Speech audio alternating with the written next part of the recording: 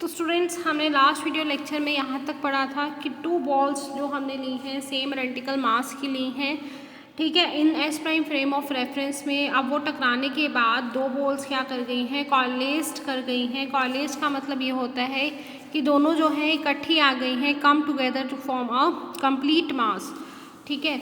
तो the mass of collided मास, अब इकट्ठा मास, स्पीड ऑफ कॉलेज्ड मास, जो इकट्ठा हो चुका है मास उसकी स्पीड एस प्राइम फ्रेम में can be measured using law of conservation of momentum.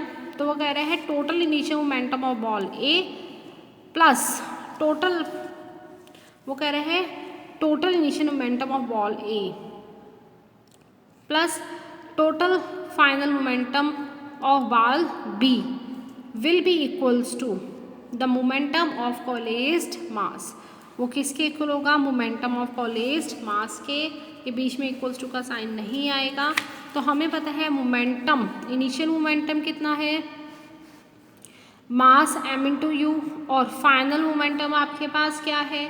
अब ये देखो total final momentum of ball B इकट्ठा टकराने के बाद, अब ये बॉल जो है इधर है, इसकी वेलोसिटी इस तरफ है, तो ये u वेलोसिटी से मूव कर रही है, u माइनस यू से मूव कर रही है। तो total initial momentum ball A, इस तरह से total initial momentum, not final momentum, total initial momentum ही रहेगा आपके पास बॉल बी का, वो भी कितना है माइनस एम यू। तो मोमेंटम ऑफ कॉलेज मास हो जाएगा आपके पास, दोनों को टकराने के बाद टोटल मोमेंटम हो जाएगा 0, ठीक है। अब मतलब वो रेस्ट पे आ चुकी हुई है। तो let us now consider the same collision from the view point of the observer O. अब वो ही वो कह रहा है ये तो एस प्राइम ऑब्जर्वर ऑब्जर्व कर रहा था, अब यही जो हो रहा है ना चीज़, वो ऑब्जर्वर जो ओ फ्रेम ऑफ रेफरेंस में खड़ा हुआ है, एस फ्रेम ऑफ रेफरेंस में खड़ा हुआ है, ओ ऑब्जर्वर ऑब्जर्व कर रहा है अगर इसको, तो वो कह रहा है for him the velocity of ball A and B before collision are not equal. उसके लिए जो वेलोसिटी है ना वो दोनों के लिए सेम नहीं रहेगी कोलिजन से पहले। To the observer O before collision ball A appears to be moving with the velocity u1, उसको दिखाती, उसको ये दिखाई देगी, उसको अलग वेलोसिटी से आते हुए दिखाई देगी ए बॉल, वो उसने क्या ले लेनी है, u1 is equal to u plus v 1 plus u we by C square. ये आपके पास जो इससे पिछले हमने आर्टिकल निकाला है यू एक्स के लिए, u x prime plus v by 1 plus u we by C square u x prime, ठीक है। तो उसके लिए आपके पास यू एक्स की जगह u1 आ जाएगा और यू एक्स प्राइम की जगह u लिख देंगे। तो यहाँ पर आपके पास u1 के लिए जो वेलोसिटी ऑब्जर्वर ऑब्जर्व करेगा बॉल ए के लिए वो ये आ जाएगी, दिस इज इक्वेशन नंबर 1। इसी तरह से आपके पास सेम इक्वेशन ही दोबारा नीचे लिखी गई है। तो ball B appears to be move with the velocity u2, और जो उसको बॉल बी है उसको u2 वेलोसिटी से आते हुए दिखाई देगी। तो यहाँ प्लस यू आ रहा था, वहाँ माइनस यू वेलोसिटी से चल रही है, इसलिए माइनस यू प्लस वी, इधर 1 minus U we by C square, this is equation number 2। तो कह रहे हैं after collision the collided mass which is at rest in frame S prime will appear to moving with the velocity.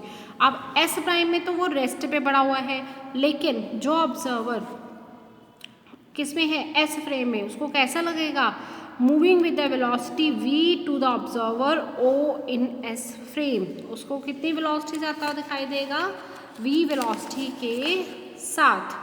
अब इसके लिए again आप expression derive करेंगे in S frame of reference के लिए, तो आप वैसे लिखेंगे total initial momentum before collision is equals to total final momentum after collision.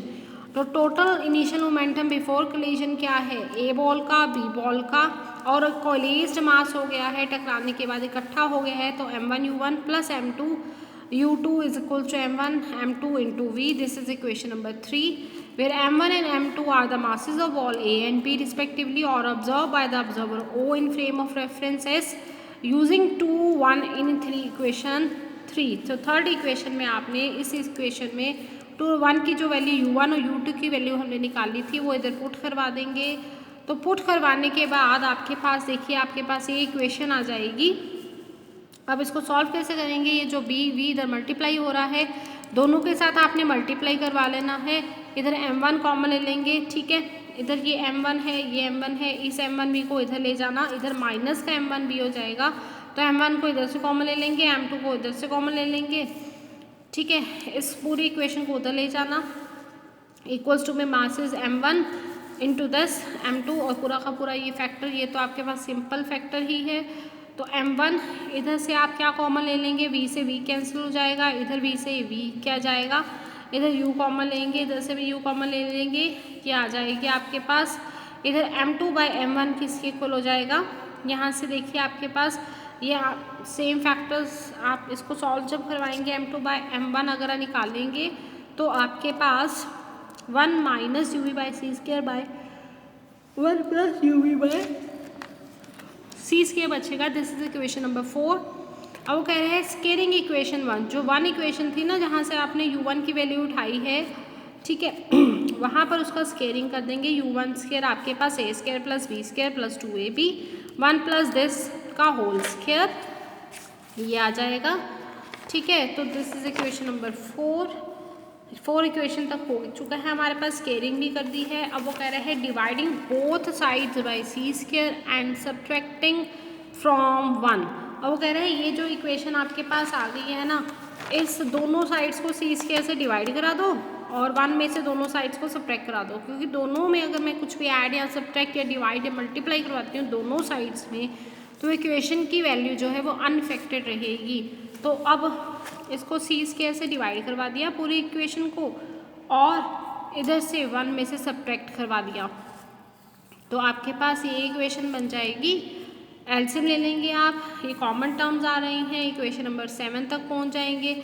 और कह रहे हैं similarly from equation 2 proceeding as above, इस तरह से इक्वेशन 2 के लिए आप u2 लेंगे पहले, फिर उसका स्केयर करेंगे, फिर 1 सब्ट्रैक्ट करवा के c² से दोनों साइड से डिवाइड करवाएंगे, तो आपके पास जैसे आपके पास ये इक्वेशन आई है उसी तरह से ये वाली इक्वेशन आ जाएगी, this is equation number 8।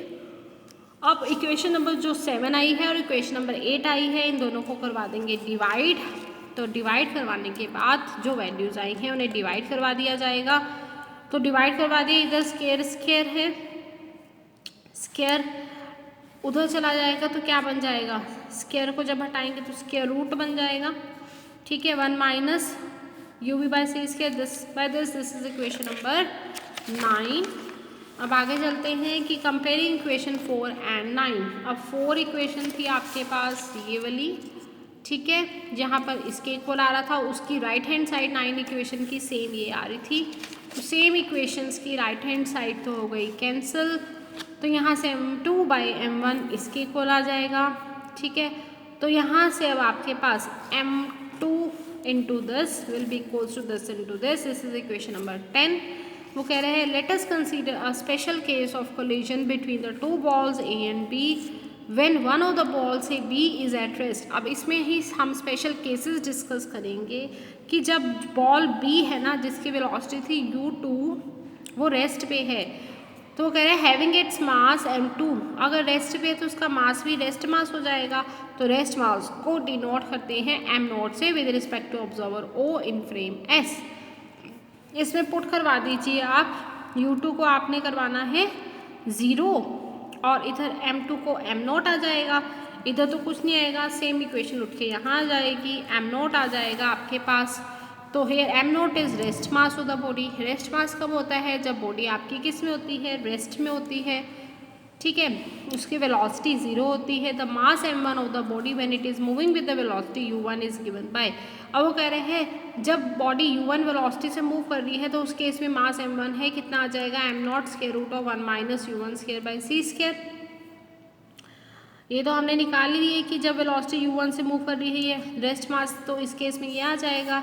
Hence, in general, if m indicates a mass of a body with velocity v, then we get m mass of body है, ये रेस्ट मास हो गया 1 minus v² by c², general velocity से replace करवा दिया।